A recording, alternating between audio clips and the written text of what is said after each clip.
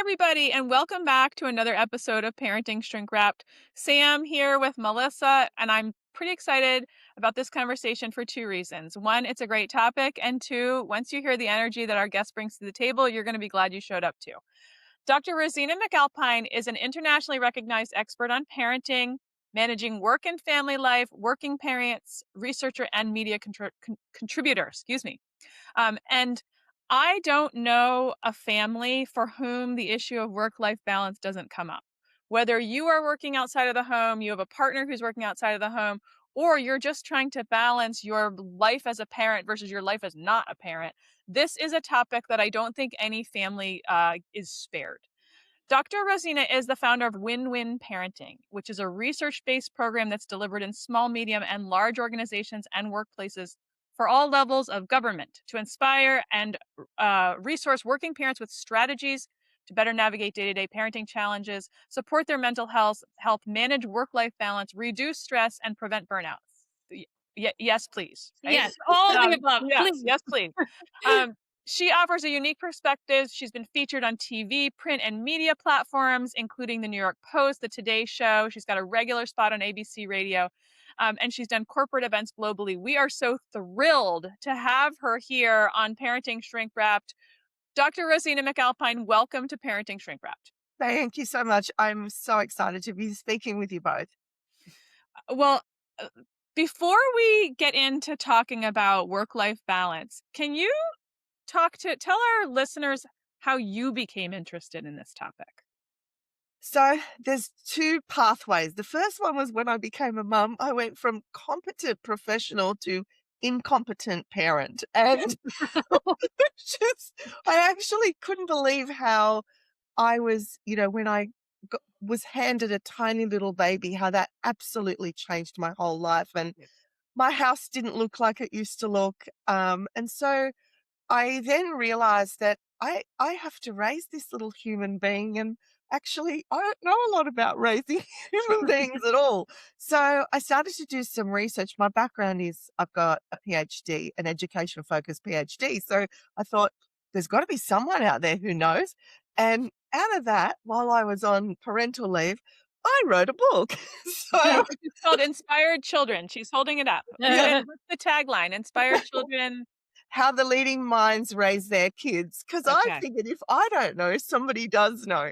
So I looked to professionals like yourself, to psychologists, to neuroscientists, to people who were in the field of child development. And I just felt so much more confident because there were so many decisions. I'll give you an example. So on the very first day Cameron was born, one nurse told me to feed on demand, and another nurse told me to feed every 4 hours. Now, they're very different things. I'm like, how am I supposed to feed this kid? You know? Right. And then when I got home, some people said, let your baby cry, they'll self-settle. And others were like, don't let your baby cry. That'll result in lifetime of trauma and attachment. And so this was what inspired me to go out and research, and just there was such good information out there. So I went to the Journal of Lactation, and in there, believe it or not, there's a whole journal on just lactation, that if you feed your baby on demand, whether it's bottle fed or breastfed, they have an up to 5-point higher IQ. Now, that's a good bit of information the parents should know. And so I started sharing it. That's where the book came out, etc. Fast forward a few years, I'm at work trying to juggle work and family. So I've kind of got the parenting okay. I got a bit of information. I know where to look to get the good information. And I realized that there's absolutely, well, in many places, no support for working parents. And this is the line I love to say. You're supposed to work like you're not raising a family, and you're supposed to raise a family like you don't work. Yeah. And that's nonsense. Yes. Isn't Yeah. that just a powerful statement? We're kind of, expected to be perfect in each of those domains, pretending like we don't have the other domain.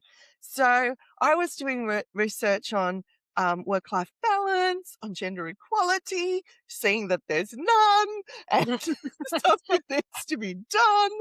And I noticed that at that time, about 10 years ago, there were wellbeing programs in the workplace that were starting to come through, but had nothing to do with working parents. Things like, why don't you just go and meditate? What, with a 2-year-old that you got to peel off your leg, or Yeah. why don't you, you Like, I know, can't go to the bathroom by myself, and you're asking me to meditate, right? Like, yeah. exactly. And, not dealing with the actual issues that are facing working working parents. So I was like, I can do that. I think someone's got to stand up and do that. So I'm sorry for the long-winded answer, but that's where it No, came from. I love this Well, answer. personal experience, but also professional experience. And for the last 10 years, that's all we've been doing. We've been supporting working parents. So at Win-Win Parenting, that's what you do, right? I mean, you coach working parents on how to do it, but it also sounds like you coach organizations on how to make it possible for employed parents to have a sustainable life at their corporation or organization. That's exactly right. So we have like guides and um, apps, that we can help organizations understand how well they are supporting their working parents. We talk about the words family friendly workplace. In other words, that you feel good as a working parent to come to work. You can talk about the issues. The organization maps your work and your responsibilities around your parental obligations. Like, it's not great to set a meeting at 8 in the morning when you're trying to get your kids to care or school, or to have a report due at 3 p.m. when you're doing pickups, Yeah. or a program at 3 p.m. Yes, here's a parenting program for you at 3 p.m. in the afternoon, when you Yeah. can't, when you can't get to it. So, we talk about, 5 steps. I don't know if that's something you want to get into later or now, but we have 5 steps for organizations to become family friendly. Well, before we get there, one of the things that I think is really cool about something and this is going to be in the show notes, but Mhm. you've got like an instrument where you can have employees kind of see how family friendly their organization actually is, right? Absolutely, we do. It is targeted at HR leaders, but absolutely, if any employee completed it, that would absolutely give them an indication. I have a story from a recent presentation that I did. We run manager training to help them understand what the challenges are. Because if you don't train the manager, they can't put the program in and they Yeah. don't know what's going on. And let's face it, there are many HR well-being managers who are not parents. They've Right. come straight out of, right, uni or whatever, and they're not parents. And so they don't have that experience. But I also want to point out that even if you are a parent, you can't call us parents because parents doesn't actually mean anything, because when you think about it, you could be a single parent, you could have a child with additional needs, you could be going through a divorce, you could be in the early stages, the mid stages, the teen stages, she says with her wide eyes open as she's in the teen stages, right? Yes. Right? So you can't just say parent, but so even if you are a parent, you might not understand the vast challenges that parents can experience. So we do this training, and I clearly said this is a people leader training. So it's to talk about burnout, how to prevent burnout. Anyway, what happens is I get on, and clearly in this organization there were not over 100 leaders, but there they are on my session, and I thought, so I quickly did a poll and said, who's a leader, manager, and who's a working parent? And I had about 80% working parents and 20% leaders. So I then clearly said, this program is for leaders, but please stay, be welcome. You don't have to go. If you find it helpful, stay. If you don't, go. Well, actually, it's probably one of the few times that I've cried while presenting, because all of a sudden in the chat, and it still gets quite emotional, they were saying things like, the working parents, this is the first time I felt heard, felt Oh, valued, felt seen. And I teared up as I do now, because this is my mission, to help parents feel valued, to help them to be seen, to help them be supported. So while I say it is directed at leaders, it also is directed at parents too, who then can see, hey, I can see a pathway forward where I can support my leaders go up to help create a better family-friendly workplace. Yeah. So obviously this is a wholehearted mission for you. I mean, as evidence from just, kind of just that story. And if you're watching this on YouTube from, just the emotion that I'm sure you can hear in Rosina's voice and see on her face, what are some indicators that a workplace is family friendly or not family friendly? And I know that sounds basic, like people are like, duh, scheduling a meeting at 3 o'clock. But like, what are you're a researcher? Like, tell us what the There's research evidence says. here. Yes, yeah, Absolutely. So what we know from the research, the studies, is that all over the world, so Australia, I've looked at data from Australia, New Zealand, UK, Canada, and the US and Europe. So okay, pretty much a yeah, lot of the world. Okay. And we've got the same story. Working parents have the highest rates of stress, Mhm. highest levels of burnout, highest levels of mental health issues, highest rates of turnover at organizations. So if we were family friendly, this wouldn't be happening. So this Mm, is a systemic problem. And that's why, when people say, oh, you chose to have kids, it's a personal problem. What's parenting got to do with the workplace? Right. And that is something that comes up a lot, right? yeah. You have to say, well, actually, society doesn't exist without working parents. They contribute economically and they contribute to our society. mhm. So, really important that we understand that right now there's a systemic problem, but the good news is, we're gonna stay on the good news part. The good news is that there are many organizations that are moving in that direction. And because of this problem, we've also developed psychosocial safety laws in many countries. Some doing better than others. I can proudly put up my hand and say Australia's doing very well in the psychosocial safety laws. There's new psychosocial safety laws to make sure that we're still in the early stages, but we're clearly now trying to support working parents by making sure that they have psychosocial safety. What does that mean? Like when you say psychosocial safety laws and that Australia is doing really well, I'm curious. Can you elaborate? I don't think this exists in the US, Sam. Yeah. It's getting there. It's in its early stages in the US. They're doing better in Canada, UK, New Zealand, and in parts of Europe. And all it simply means is that the workplace is set up in a way where people thrive emotionally, socially, professionally, so that they're not being put in a position where the workload is too high.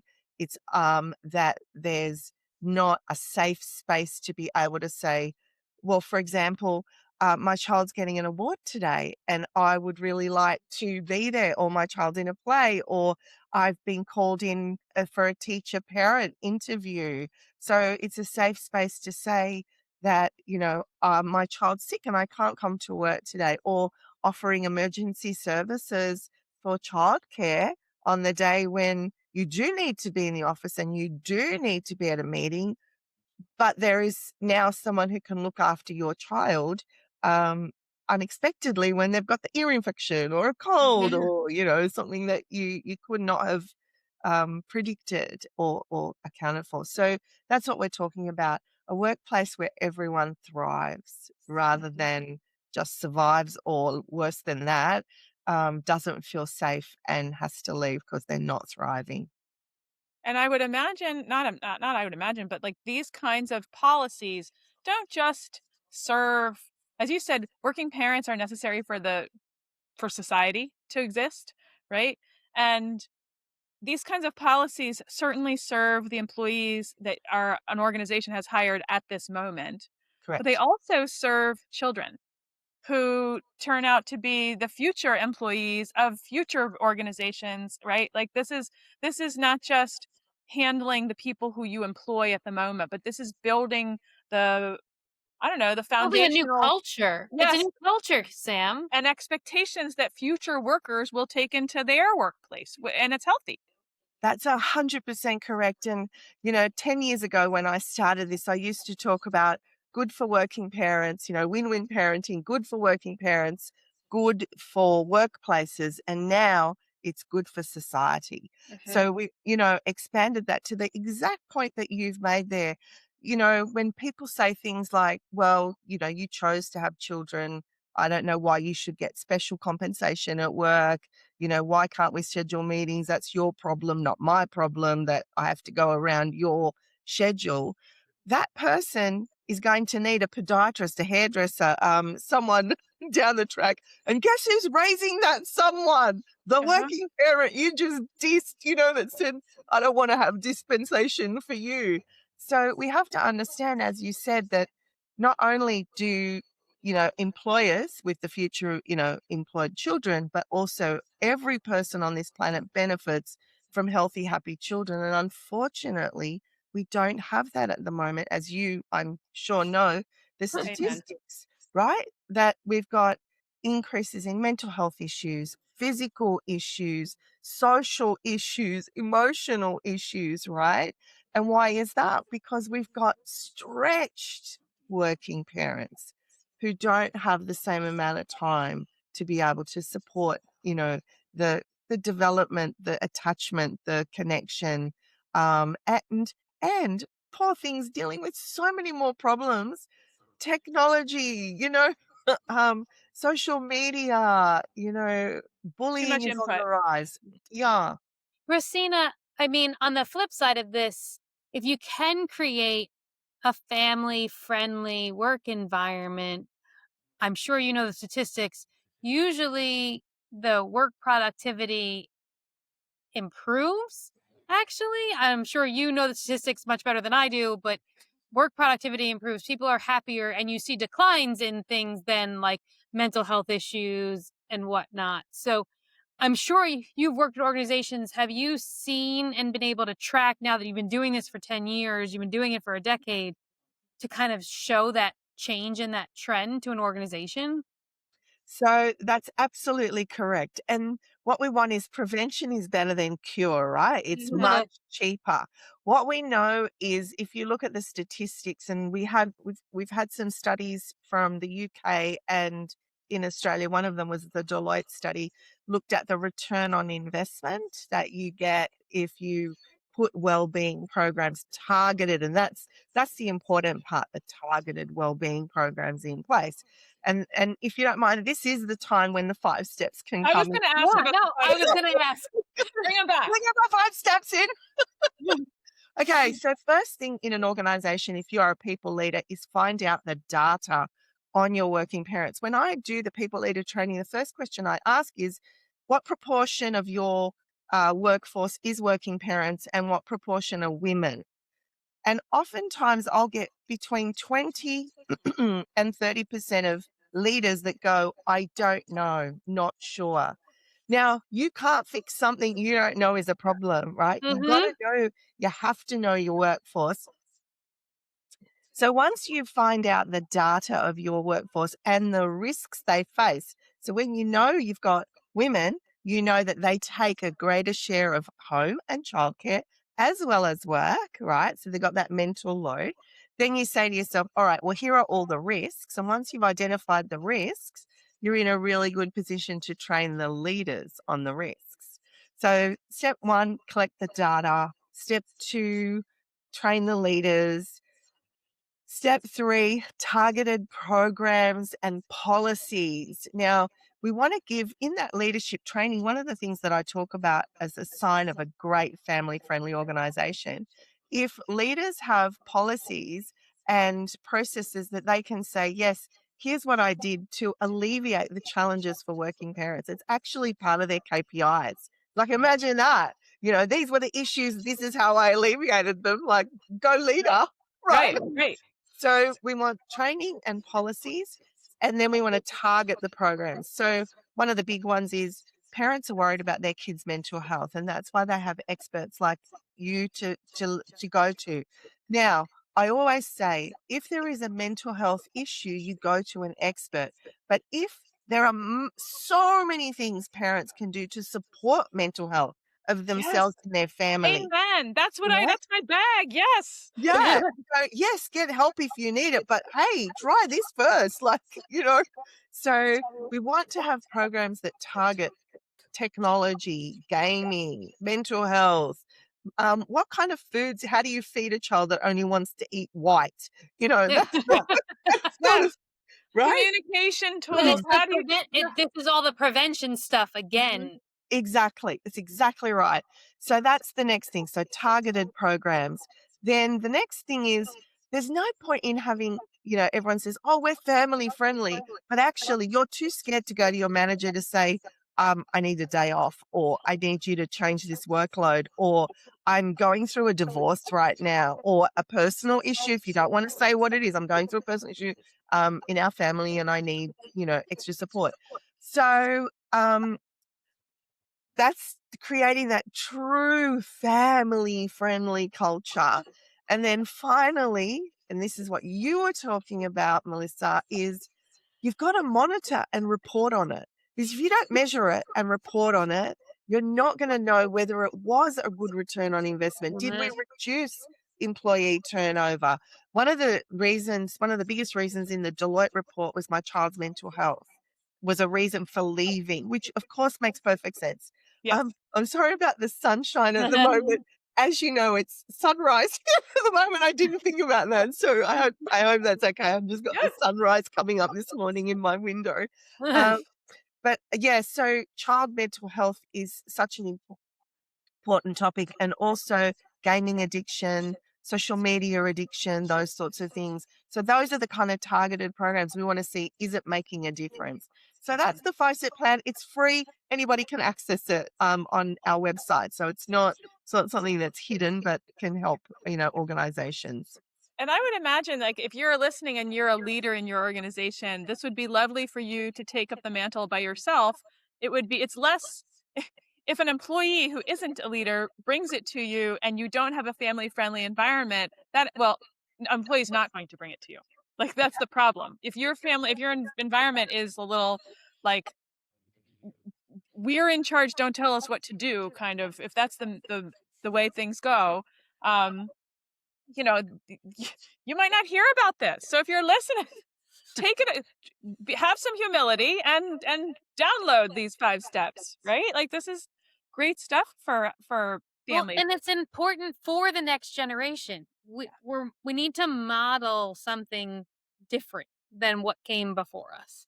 Yeah. And I would say that, like, so people ask me all the time, what is the what is getting in the way of people's mental health? What is the chief, like, thing blocking our wellness? And there's research that we could talk about all sorts of things, right? There's lots of but my answer as a therapist and a parenting coach and educator is too much input. Yeah, That's my absolutely. answer. And the input is, like, it can be like crap input that we put in our body, crap social media that we take in, that we ingest, too much information that we have to process, too much demands on our time, just plain too much input, right? So 100%. I feel like if we could um recognize that in the workplace and try and, like, slow the stem like stem the feed, whatever that what you know what I'm trying to say.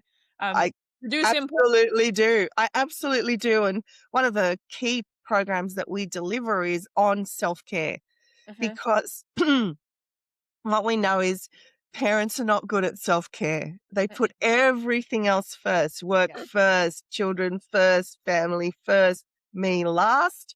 Therefore, burnout, mental health, right? Yes. So we talk about how being a lot of people say, "Oh, self-care is selfish." I say, put self-care, selfish in the rubbish, and talk about being self-full. Oh, yeah. I like that. Sam's gonna totally steal that saying I and am. Be self-full. And I'll tell you what, Rosina, I don't love the term self-care. I've had this conversation with Melissa Mhm. before, and I don't think anything's wrong with the concept. I don't know what it is that I have a little bit of ick around the term self-care because it for me there's a little bit of blame the victim around the term. Like, why do we need to care for ourselves? It's because the systems let us down. Like, if and so I don't know, maybe I'm just like if I feel like if I embrace the term, then I'm absenting the system from too much input, whatever the system is, from being a problem. And I don't like that self-care has to be necessary. I love what you're saying there. And the way I see it is we can take responsibility for ourselves. And if Mm, the system's not supporting us, change the system and make sure that we're taking care of this system. Because Yep. I know when I take care of me, I'm at my best for Yes. myself, for my workplace, for my society, for everyone. And so I take full responsibility to be self-full because I have been selfless before. And I'm not doing selfless anymore. That whole concept of selfless, God, Rubbish. self-full, exactly, straight the rubbish. just Melissa's know that right. she's stealing self-full from you, Rosina. Self-full. I will give you credit every time I use it, but I'm going to use it. I It's will give so you credit good every time. because you can't pour from an empty cup. When you're Yeah, true. self-full, yeah, yeah. So I say, when you fill yourself with happiness, with joy, it overflows. You cannot help but be happy with others. So put it in so that you've got it to give out. It, Yeah. it makes for happier employees. It It does. does. It does. It changes the culture. It changes the output. It changes the loyalty. Imagine how loyal you would be if you go, hey, I've got a family friendly workplace. When I've got to play for my child, I don't have to sit at my desk crying. I go to the play, come back, and I work twice as hard because I feel self full. I'm full. I just saw my Uh-huh. child, right? Right. So Yeah. I'm managing it all really well. So, yeah, I 100% agree. As before we sign off, are there things that like do you have any like stories of particular interventions that companies put in place that did wonders? Like do you understand my question? Yeah, so the big thing is longevity. Putting Mhm. in one or two programs doesn't actually address the issue. So with our programs and our organizations, they come back year after year after year. It's a 12-month program. We want to make sure that there's not only live but recorded and resources and that it's always available because right now your child might not be bullied, but tomorrow they might. Mhm. Right Hmm. now, your child isn't talking about social media, but all of a sudden they are. So the best intervention is a long-term one rather than just and piecemeal. So we have 40 plus programs on the key topics that are growing all the time. So every 12 months, you're getting a new set of topics. And the other thing that's been very helpful is Q&A sessions. And we run Q&A sessions like, people could come to you and ask their questions that are specific. While we talk generally, and that's good for most people, there'll be some nuances that people will say, Yeah. but, the but part, yes, but. And so Q&A sessions for preschool age children, raising preschool age, school age, and then teenagers. You don't want to put them together because the preschoolers hearing drugs, alcohol, sex, we go, Right. Right. They're like, "No, and no, we're talking about not getting it's my distracted baby. food." Right. I just want him to eat a carrot. Yeah. So having separate sessions for age appropriate, that's been a real game changer. And people say it's just lovely to not only have my question answered, but listen to other people's challenges because now I don't feel so alone. That is precise. Like, I have a group, I have a membership, and what I love about group work is exactly that. And people go in thinking, no, no, I definitely need the one-to-one work, You and don't. and and one-to-one work works. But oftentimes you learn things you didn't know you needed to learn because someone asks a question and you're like, "Whoa, that's relevant for me. I had no idea that was going to feel relevant." It not only did I learn something, but now I feel connected to that other person who asked the question. I can give empathy, and now I can go to them and be like, "Hey, yeah, me too. Amen." Right? And so then there's that feeling of not in this like a sinking ship all by myself, right? They feel much more supported. Yes. Absolutely. It's a community and we talk about that all the time. And I just say, you know, if you haven't heard this today, thank you for being part of the parent community. Thank you for contributing to the economy through your workplace. Thank you for contributing to the future of society. Thank you for being a good role model to your children. Thank you for everything that you do because I don't think working parents are thanked enough. Um, That seems like the note to end on. Yeah. Really. I was gonna say, Rosina, if people wanna find you, how can they find you and find your 5-step guide? Everything's on the Win-Win Parenting website. So if you're a HR manager or diversity, the Win-Win Parenting is the best place to go. There's a blog, there's the guides, everything there. So it's winwinparenting.com with no spaces. But if you are a parent and you just want resources, you can go to Dr. Rosina, drrosina.com, and that's got a blog, all free resources, and you can access that there. So either Win-Win Parenting or Dr. Rosina. And Awesome. we'll include all that in the show notes as well for you guys. Rosina, thank you so much for your wonderful contributions and research and all of these efforts. Society needs this. Thank you so much for all you do as well. And thank you for giving me the opportunity, the platform. It's so important that we say thank you to the working parent champions in organizations who are looking after them. And thank you to all the working parents. And there is support, there is help. Just find it. So, for our listeners, thank you guys for joining us for another amazing episode of Parenting Shrink Wrapped. Thank you for raising the next generation of world changers. We love you. We love your kids.